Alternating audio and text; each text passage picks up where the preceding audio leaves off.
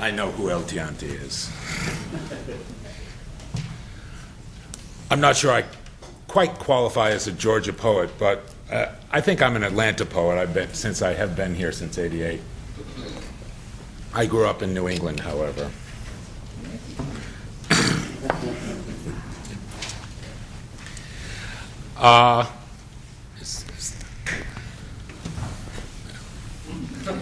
Can you hear me? Yes. Okay. Can you hear me when I'm looking down? Because I will be doing that. Move the microphone a little closer to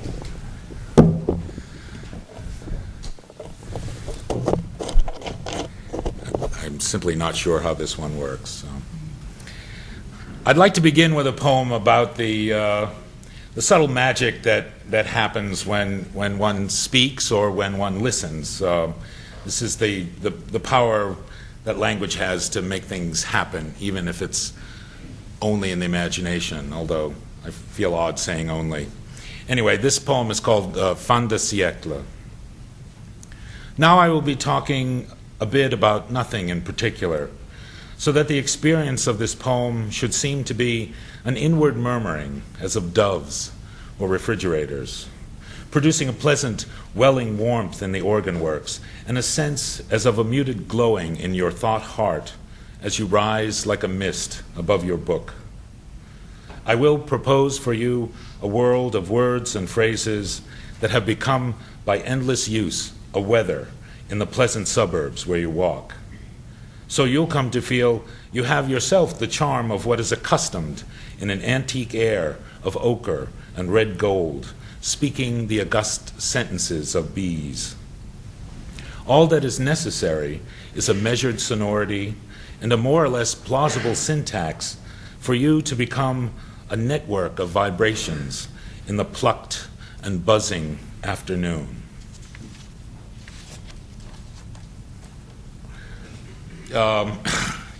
In the mid-20th century, scientists noticed that the equations from thermodynamics describing entropy and those from communications theory describing noise took the same form.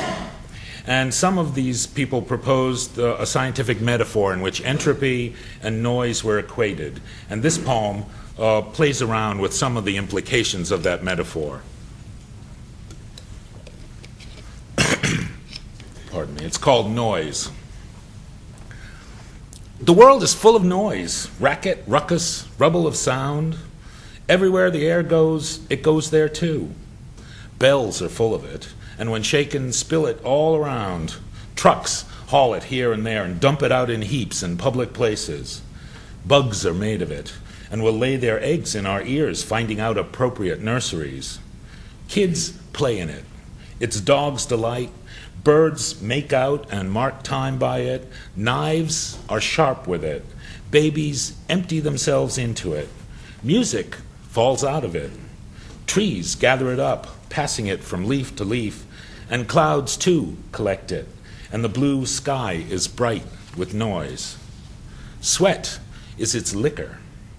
It's what all gauges measure, the joyful haunt of each machine.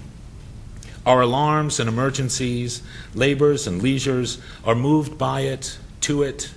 Within it, we shriek, speak, sigh, sleep. It's in the blood and is the nervous tonic of the brain. It eats with us. It calls us on the telephone. It keeps by us, watchful in the bed at night, or is stealing something from the living room. In perfect quiet, the void rustles and slithers with it. And sometimes the imagined heart is full of noise. How many of you watch the Weather Channel? Oh, come on, admit it. I'm fascinated by it myself. This poem it helps to explain that fascination. It's called Weatherman. I want to be a weatherman. I'd like to wear a blazer of the highest blue with sunny buttons and cuffs of cloud, a tie as green as mottled spring, earth-toned trousers, and stony shoes. I'd like to stand before a map and say, the chaos that we breathe today will have a pattern. This H, this L, these wavy lines, trace it as it slides on through. I want to be a weatherman.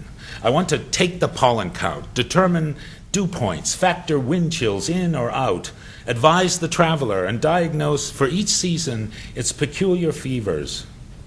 I'd even cut my hair and cap my teeth to do it. I'd go to school and learn the laws of chance and how to read the isobars and how the moon makes the tide rise and set. I want to be a weatherman.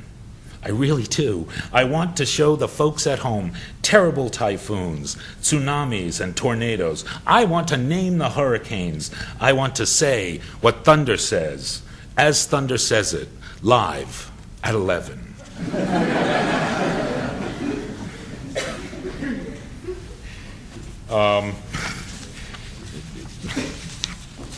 There's a tonal shift coming here. It's sort of, in its way, a kind of horror poem. When I was a kid, I found the story of Hansel and Gretel to be one of the grimmest of the grim folk tales. For whatever reasons, and, I suppose I could work it out with a shrink, but I was mesmerized and terrified by the idea of getting lost in the woods and getting eaten. So, when, I think last spring, when a friend emailed me some pictures of the partially devoured body of a man who'd been killed by a bear, that set something off in me. And for some reason, the Cab Calloway song, Minnie the Moocher, got tangled up in the making of this poem. And I don't know how many of you know Minnie the Moocher. It's about 75 years old, but it's a cool song. It's about Minnie the Moocher. She was a hoochie coocher, the roughest, toughest frail, but she had a heart as big as a whale. She hung around with a guy named Smokey. She loved him, though he was cokey. He took her down to Chinatown and showed her how to kick the gong around. Then, here's the part, the part that really sort of gets in there. Then she had a dream about the King of Sweden, who gave her things that she was needing. Gave her a house made of stone and steel, a diamond car with platinum wheels. He gave her his race horses. No, he gave her his townhouse and his racing horses. Every meal she ate was a dozen courses. He had about $1 million worth of nickels and dimes, and she sat around and counted them all 1 billion times. Now, I figured, if you had $1 million nickels and dimes and you counted them all 1 billion times, I did a rough calculation. That comes pretty close to eternity. So I think that's what the dream is about. This is called The King of Sweden. It comes in the email, this image.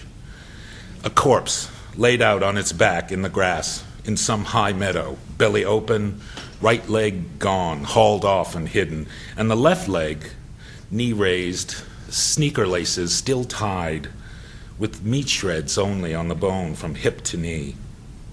And 2 more of the dead bear that did it. Biggest grizzly ever, 1,600 pounds, up on its hind legs, 14 feet high. It used to arrive in a brown wrapper, a magazine called Man's World or Real Adventure. On the cover, biggest grizzly ever. They call him the King of Sweden. In lurid red and black, a night scene.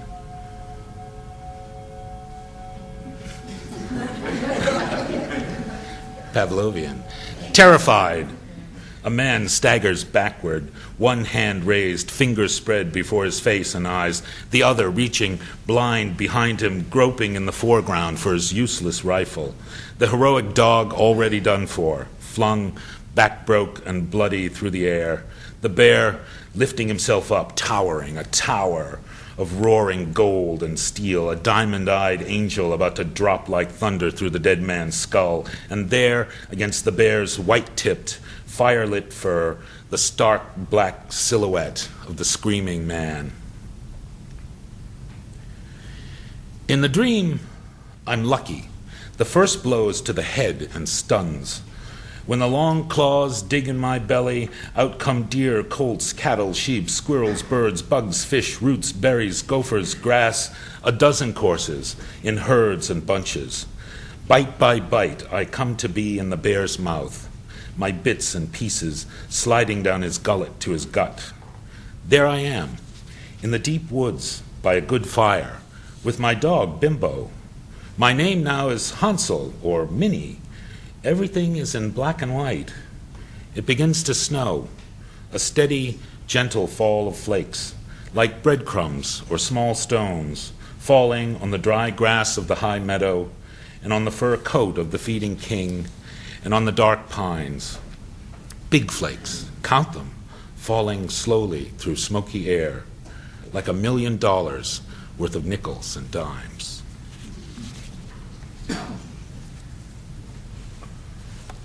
Another tonal shift. You know, even professors fall in love and write love poems, and even pseudo-Buddhist professors like me. And this is one of my love poems called A Scholar's Valentine. Tibetan monks sat on stream banks, quote, printing pages of charms and formulas on the surface of the water with wood-cut blocks. Ong, page 93, quoting Goody, quoting R.V. Ekfall.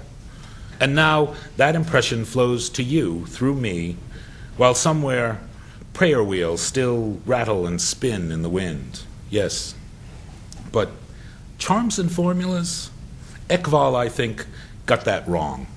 Sutras, perhaps, or bits of the Dhammapada, what Buddha said, like this one, which I swear I saw opening the book at random just now. Napupagando pativatam eti. That is, no flower's fragrance moves against the wind.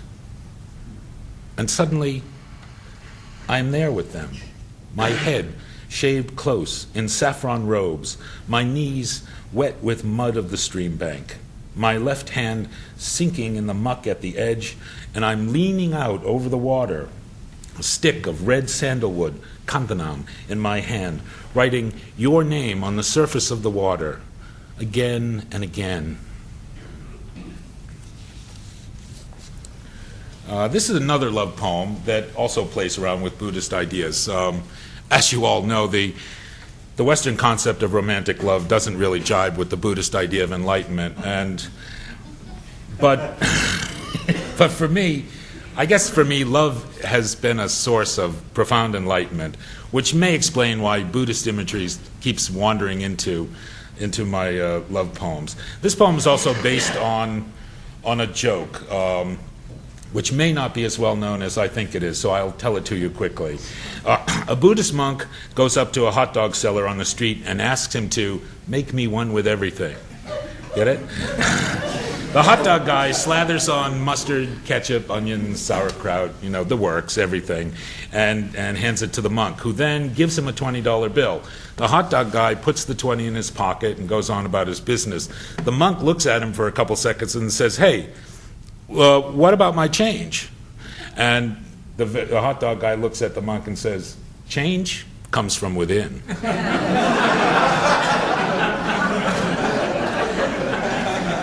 This is called From the Jade Pavilion, which is my fancy way of saying the deck out behind my house. I'm sitting on the deck out back, looking at the trees new green, listening to birds and drinking tea. Smiling slightly to myself, I contemplate a classic gag. You know the one? Buddhist monk, hot dog vendor, purchase and sale, yada, yada, yada. Then vendor says, "Change comes from within." Rim shot, bada bing, kapow. It's funny because it's true. Part of some principia, as it were. At every point in any geometry of every body proceeding through these fields, change comes from within. But where is it going? Some say it's headed towards the love that makes the starry sky revolve. Some say it just drifts and spins. Listen, the changes coming from this mockingbird there on his high limb, aren't they all drawn out of him by every singing thing that moves? Or is his song just a restless yawndering, some old genetic joke, a bit in the still ringing din of this long, long game of telephone that calls us through the void? A sigh, a smile, a sip of tea. I gather my robe about me and go in. There's Leslie, making lunch. Hot dogs, yes, it's true. And in her ear, in a whisper, I ask her, kapow, to make me one with everything.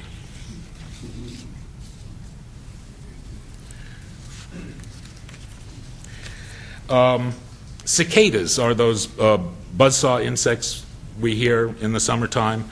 They're pretty interesting bugs. They spend their childhoods underground stealing nourishment from tree roots. Then they come out, climb up the trees, spread their wings, start to sing and to mate for a few weeks. Then they lay eggs and die. The eggs hatch, and very quickly they drop down, the larvae drop down to the ground, dig underground, and sip at the roots again for quite a long time. Some cicadas will spend a great deal of time underground. In particular, I'm interested in the 17-year cicadas, which came out this past summer. They're called the Brood 10 cicadas. And it occurred to me that I've been alive for 4 of these outbreaks. The first time I was only 1 year old. But I was awake and aware for 1970, 1987, and 2004. So this is a set of 3 poems that is about the life cycle of those bugs and to some extent about my own.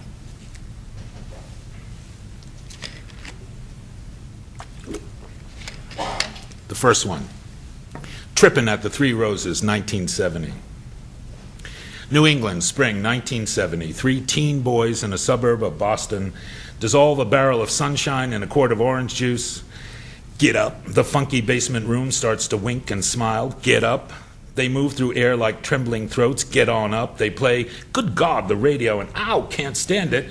So they get in Dad's car and drive to Boston, to an all-night pizza place called Three Roses, where they're young and strange. Stay on the scene with a large pie for here that's got to be a map of the universe and Sex Machine on the jukebox over and over, and never before so blissful or ridiculous.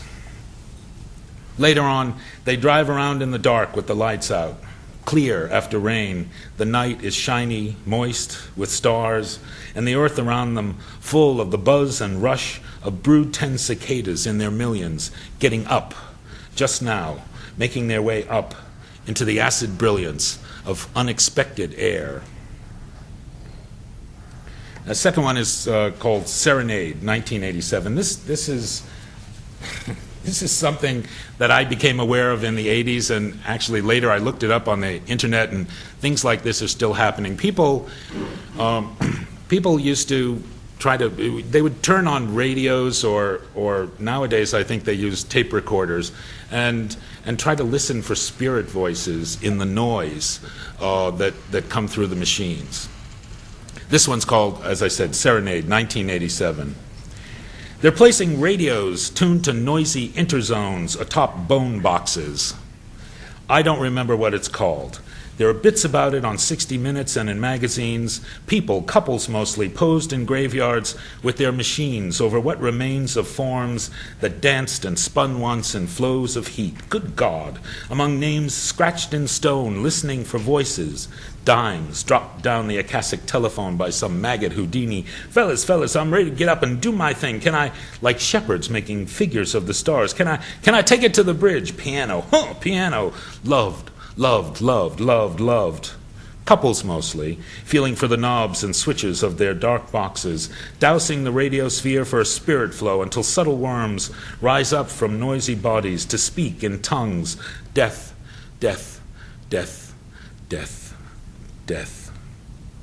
But we don't need no radio. Let that plaintive anthem fade. We've got a green grave to lie on, and the Brood 10 cicadas singing, and the stars too have slipped their chains, and ow, yes, the way I like it is the way it is. And the third, Specimen, 2004. The Brood 10 cicadas don't come out as far south as Georgia, so I didn't actually hear them this time around, but my wife and I went up to Washington, and they do come out there just after they had their big party. And we brought back this wonderful specimen of the cicadas. 17 years sipping small roots in the dark with brothers, sisters, lovers, buried beside it in slow earth. Then to rise up into air, into light, rapturous, strange, with wings, singing what must be, what is, yes, the one, good God, urgent, infinite song of all its kinds, choiring millions, love, love, pure, simple, strange, like a sex machine moving, doing it, you know? Then, spent midsummer litter under the trees. Bedded in cotton in this slim silver cardboard box from Nordstrom's, I've got what's left of a Brood Ten Cicada, looking like archaic bronze, dark, the veins in its wings gold, its eyes red once, now 2 amber drops, a thing as if from Pharaoh's tomb, stolen out, into air again, into light, and black with fire of cities sacked in famous flames. I lift it, careful, to my ear. Do not breathe. Listen. This is Pharaoh's music now. Here's another bug poem. This one's about beetles, of which there are hundreds of thousands of species. After a lecture once, someone asked the great Darwinian theorist J.B.S. Haldane what we could tell about the Creator from the evidence of evolution, and Haldane is said to have replied, he has an inordinate fondness for beetles. This is called The Theologians. After the funeral's done, after the coffee and cakes, after the whiskey sipped, after the weepy aunts and smoky uncles have gone, that's when the beetles come, squeezing under the lid, chewing their way through the wood, grand in their hard, shiny hats and long black carapace capes, making their way in the dark to the feast their Lord supplies. Rovers, scarabs, stags, beetles that blister and click, hundreds of thousands of kinds convene in coffin night where the body, rotting, blooms, and there they discourse on God, scuttling about in the black, eager to taste the word that drops from the vaulting bone, eager to breed and to lay, then with a stir of wings, raptly to rise in air, there in the echoing room, buzzing hymns of praise, declaring their settled creed. To the very end of days, we need never know fear, for the thing that is dead is ours, and the Lord of the world is here.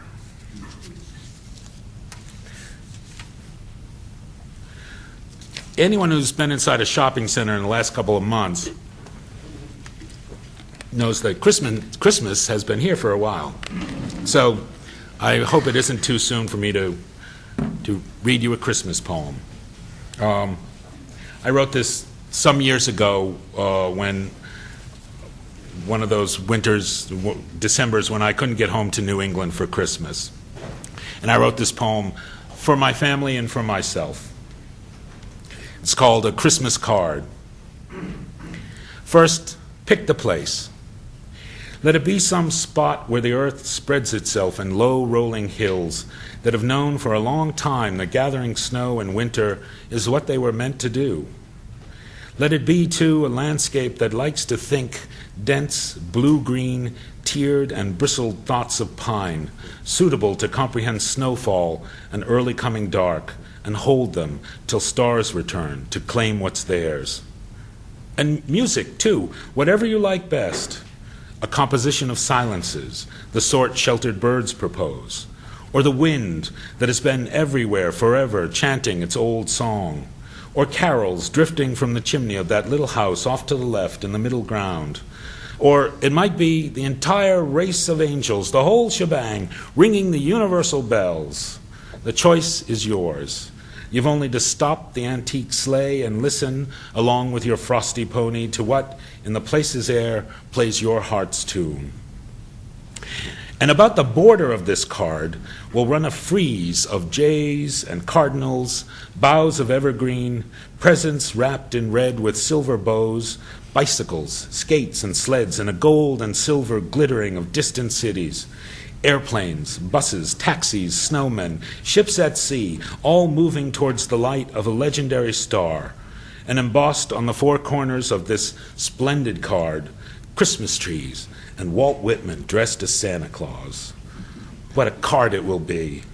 Its infinite edge spreading out the long, dark eve of things, while you peer into the central scene, ecstatic and intense, as every remembered anticipation of joy descends in crystal flakes like stars through the deep and quick resounding night, awaiting once again the sun reborn. That's the card I meant to send you, but what envelope could hold it? What stamp pay the price of its delivery? There's only this, then, the thought of it. Since thoughts count most, count this thought. Thank you.